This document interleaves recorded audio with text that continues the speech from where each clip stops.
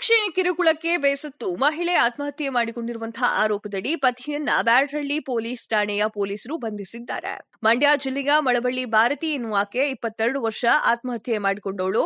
ಮಳವಳ್ಳಿಯ ಲೋಕೇಶ್ ಅವನನ್ನ ಬಂಧನ ಮಾಡಲಾಗಿದೆ. ಮಳವಳ್ಳಿ ಲೋಕೇಶ್ ಜೊತೆಗೆ ಕಳೆದ ವರ್ಷ ಭಾರತಿ ಅವರ ವಿವಾಹವಾಗಿತ್ತು.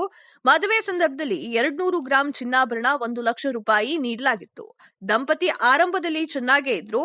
ಇತ್ತೀಚೆಗೆ ಪ್ರತ್ಯೇಕ ಮನೆ ಮಾಡಲು ಮಹಿಳೆಯ ಪಾಲಕರು ಮುಂಗಡ ಹಣವನ್ನ ನೀಡಿದ್ರು. ನಂತರ ದಂಪತಿ ಬೆಂಗಳೂರಿನ ಮಾರುತಿ ನಗರದಲ್ಲಿ ವಾಸವಾಗಿದ್ರು. ಇದಾದ ಬಳಿಕ ಪತಿ ಭಾರತಿಗೆ ವರದಕ್ಷಿಣೆ ಕಿರುಕುಳ ನೀಡುತ್ತಿದ್ರು ಅನ್ನುವಂತಹ ಆರೋಪ ಕೇಳಿಬಂದಿದೆ. ಪತಿ ಲೋಕೇಶ್ ದೈಹಿಕ ಹಾಗೂ ಮಾನಸಿಕ ಹಿಂಸೆಯಿಂದ ಮಗಳು ಆತ್ಮಹತ್ಯೆ ಮಾಡಿಕೊಂಡಿದ್ದಾಳೆ ಅಂತ ಭಾರತಿ ತಂದೆ ಬ್ಯಾಡರಹಳ್ಳಿ ಪೊಲೀಸ್ ಠಾಣೆಗೆ ದೂರನ್ನ ನೀಡಿದ್ರು.